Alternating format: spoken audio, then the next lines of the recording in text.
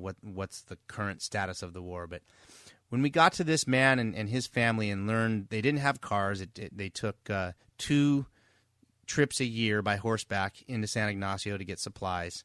And we were talking to this man about his life and what it was like to live there.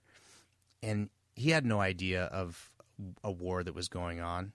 And life was beautiful for him. And I guess what I'm getting at is a lot of times people like to talk about, what's so special about Baja. And to me, the fact that people still exist living like that is what's so special about Baja to me. And so my question to you is, yes, people like to say the people are great, the weather's great, but is there something that's really special about Baja for you? There's the Christian Celtics called it thin veils or thin places, and they're the places in the world that where the separation from the material, normal world we are familiar with, and the sort of cosmic or other side are thinner, and you can actually feel the other side. And so I think that Baja is one of those places where it's a thin veil between, sort of reality and the other side. And Day of the Dead speaks to that in terms of But I think I'm not so much talking about the other side in terms of just dead people, being able to connect with them, but I'm actually sort of talking about nature. How nature is a teacher. Yeah. And nature has its own personality. And I think that and the relationship with animals. So I don't know. I think that overall it's that thin veil that really is interesting to me. Well, Chip, I want to say thank you for taking my email and agreeing to be on this show. I really enjoy talking to people that have found a way to Baja and then found a way to weave Baja into their professional or personal life, and you've definitely done that. And so, once again, I just want to say thanks. And you're a man that has had a lot of different life experiences. I mean, for crying out loud, being number 4 in charge or recruited by the 3 guys that started Airbnb. I mean, it says a lot about your current stature and clearly the Joie de Vivre business that you sold. You obviously were a successful business person. I love the fact that people like you and people like me share something in common, and that's a love for Baja. So again, thank you for being on the show. It's an honor. I really appreciate it. Thank you. I look forward to hanging out in person in Baja. Well, likewise, and I want to make sure that I will definitely send you my contact information. I'm also going to send you a gift. I'm going to talk just a little bit about it so you understand the relevance of it, and I'm going to just say it out loud. I'm plugging my own little business here. Yeah. I have a side business called thebahamap.com. A friend and I were talking about how they discontinued the AAA Baja map that was made on paper for years, and we'd use those things like crazy. They had a lot of good off the highway routes and so on.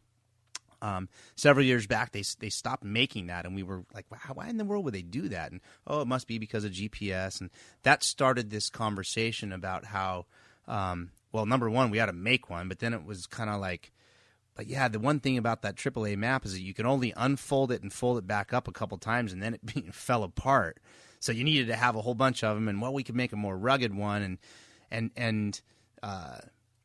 but we do have a GPS, so you really don't need it to navigate. But you can't stand around a GPS and talk about where you have been and share memories about where you've been, or you can't stand around a GPS and point at a place that you want to go. I mean, only if it's on the screen.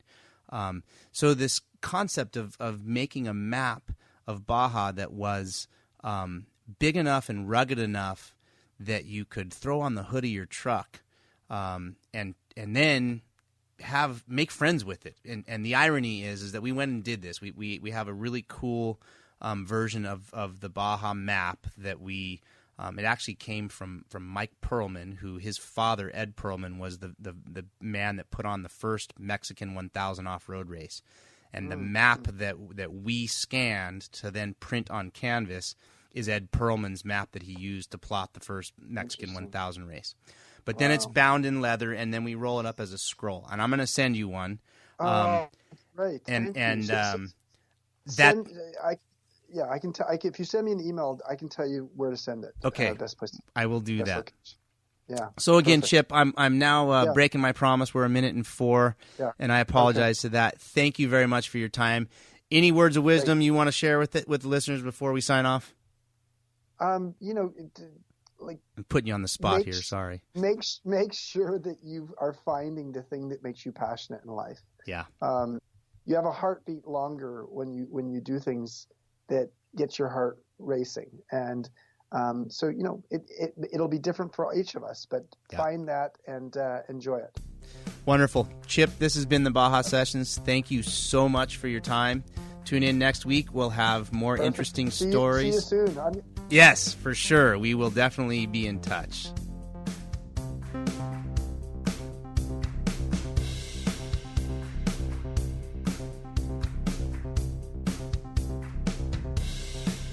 Don't forget to check out thebahamap.com if you'd be interested in owning a leather-bound 60-inch canvas map of the Baja Peninsula. Thanks for hanging out with us on the Baja Sessions. We'll be back next week to chat with another Baja brother or sister.